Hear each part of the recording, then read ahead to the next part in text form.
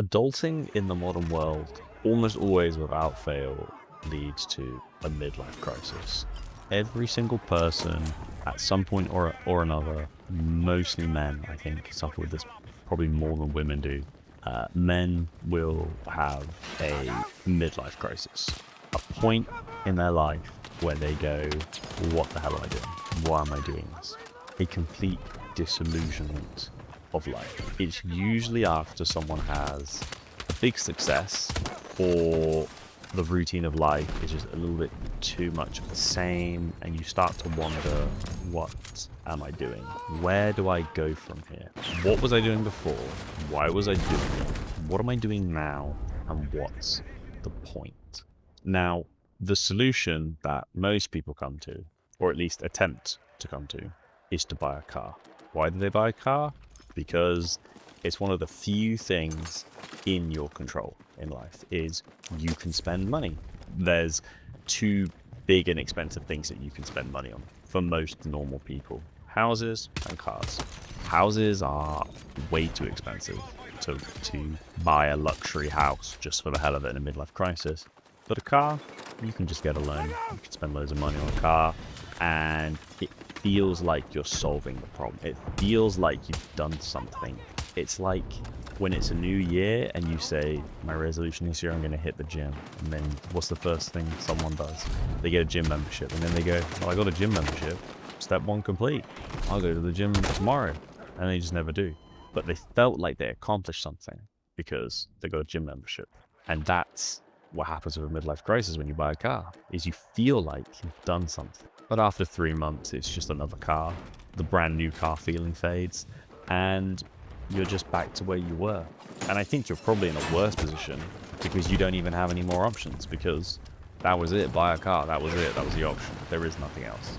At least if you keep thinking that way. But at the end of the day, it's just another pointless action that doesn't fulfill you, doesn't help you at all. My current theory about why this happens, and I feel like a lot of people don't want to admit it, is that the way we live right now in the modern age, in the 21st century, is not really compatible with the way that humans are supposed to live. I mean, it's definitely not compatible with the way humans are supposed to live. We are animals, but we think and we tell stories, and that's why we've got as far as we've got. But the way we live is not natural. You know, we don't wake up and then go out and do the things we need for survival. We wake up and we do things that are inherently pointless. We get up and we do jobs that don't make any sense. You know, there's that ridiculous meme where, you know, it goes something along the lines of, you know, if you can't imagine your job being portrayed by a pig in a children's book, then your job is ridiculous. And most people's jobs are ridiculous. They don't make sense. They don't really need to be there. If you're being honest, you could probably purge like 80% of jobs on the planet and the world would keep running and nothing would really change. So that means 80% of people who are employed have effectively no purpose in life. They feel beforehand like they have purpose in life, but in reality, they don't. And that's a realization you come to. You know, you have a bad day at work, you get passed over for a promotion, or maybe you get promoted and you realize how stupid it all is, or you obtain a certain amount of money and go, this didn't bring me happiness, this doesn't really scratch that itch, that primitive itch. It's just not doing it for you anymore. And you're just thinking, I'm an organism on a floating rock flying through space between 2 trillion galaxies. What am I doing? And when you come to that realization, you really can't put the genie back in the bottle. I am so envious of people that have never come to this realization that they can live. You know, ignorance is bliss. That's what they say. And it's true. Ignorance is bliss. The less you know, the better. Your life is way more enjoyable the less that you know about the pointlessness of life and the pointlessness of the way we live. Because life doesn't have to be devoid of meaning. It doesn't have to be that way.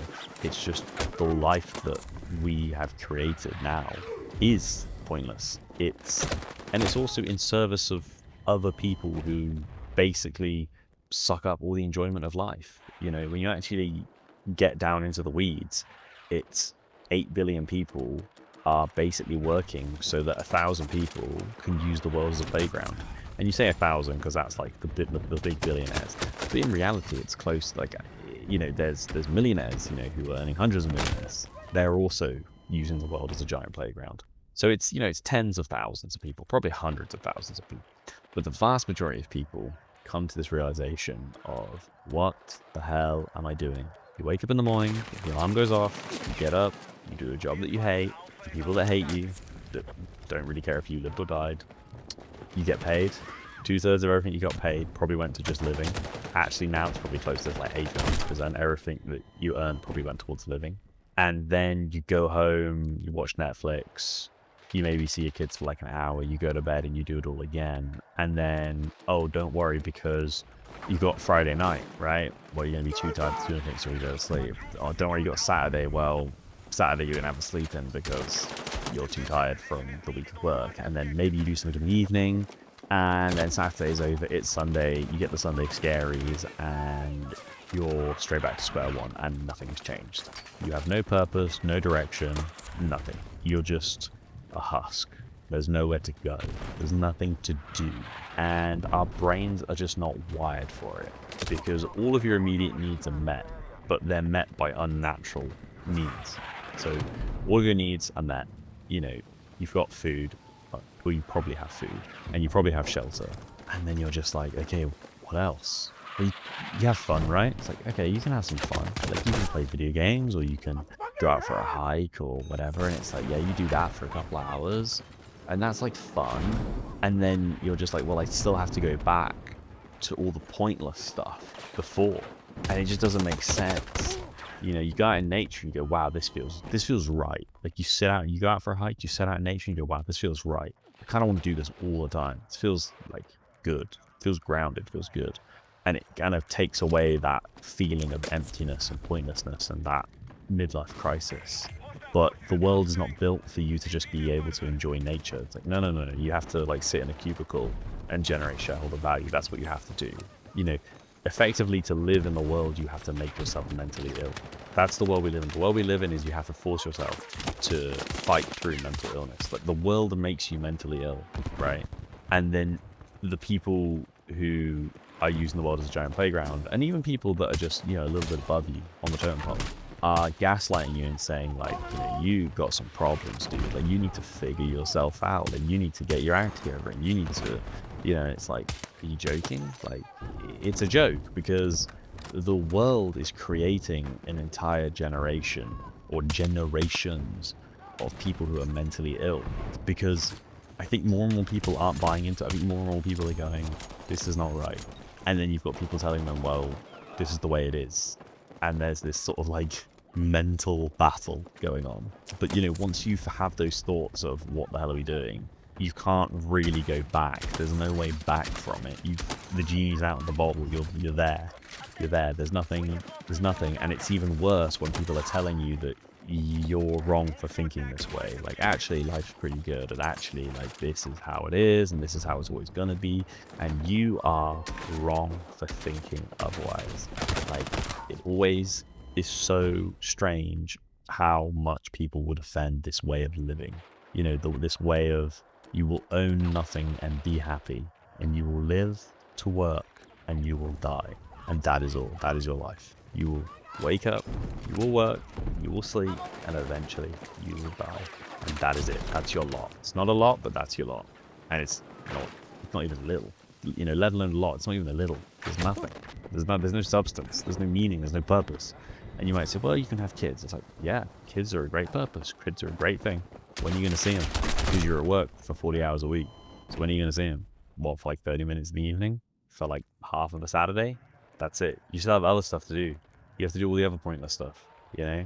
You do, you know, anywhere from 40 to 60 hours a week at work, and then you have to clean and do your washing and all this stuff, and because, of course, you have to have loads of different clothes for loads of different events. Of course, you can't just, like, you can't just have 20 of the same t-shirt and just wear shorts in the summer and trousers in the winter. No, you have to have your clown outfit to go to work. You have to have 6 different clown outfits, you know, your suits you have to put on to go to work, so that you and all the other clowns can impress each other and do the clown dance and do the monkey dance at work. And then when you start to think about it, you're just like, this is crazy.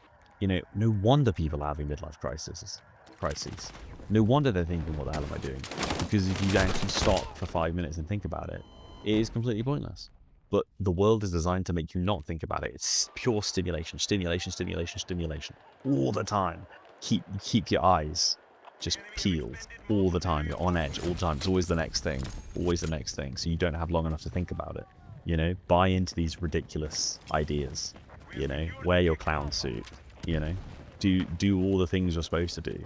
You know, you're told to do all the things that you're supposed to do because that helps people who are at the top to continue to be at the top. You know, don't push the boundaries. Don't try new things. Don't try and find purpose. Don't try and find meaning. It's pointless. You just need to work a regular job, work and die. Stay in line. That is the message. And if you go against that, you are branded like a weirdo. I think people who buy into this crap are weird. And there's people that not only buy into it, which is one thing, but will just sit there and defend it. And, you know, you'll see it. You know, just look around in your friend groups. You'll see it. You'll notice it. You'll notice other people noticing it, and then they'll notice that you're noticing it. And you'll all kind of have your little midlife crises and go, what are we doing? But the problem with the world is that there's nothing you can really do about it because you still need money. You still need a roof over your head. So, you know, really my message would be, if you can, you need to start to gather the resources to be able to get out, or at least have the option to get out. That's important, right? A lot of midlife crises come from not just the boringness of life, but the lack of options. When you are fully in control of your life, and when the world is sort of just this thing that you can kind of just explore and do what you want with, you know, how the world is supposed to be, you have options. Options are really good because when you have options, you don't actually necessarily exercise those options. You might just still choose the same path. So like, I give you an example. If you work like a boring job in an office, right? But you saved up like 3 or 4 years of expenses, you've got a good pension, and you paid off your house, and you've also got investments, right? You got all that. You have options. And because you have options, you might find that going through the bullshit that is the modern world a little bit easier, and you might be able to push through a midlife crisis because you have options. So you might not be able to fight the system and change anything, but at any moment, at any point, you can quite literally just say, I'm out. And that's probably the only tool that a person has, is giving themselves options. That's it. I think the idea of just completely withdrawing from society and living like off the grid, it's unrealistic. I think it's unrealistic. I mean, go for it, but I think it's pretty unrealistic. I think an easier option is to create more options. That's your best bet. And I think if more people could create options for themselves, they'd find life a little bit more tolerable. But also, it would probably scare a lot of institutions into changing the way that work in particular works, because it just doesn't work. It doesn't work for people. It's just very backwards. And the midlife crisis is just inevitable. It should not be the norm. You know, it's not natural for people to feel like their life is pointless, and everyone to feel that way at some point in their life, and then that feeling never really goes away. That's not living. It's purgatory. It's hell. It's not good. Get yourself some options if you can. Peace.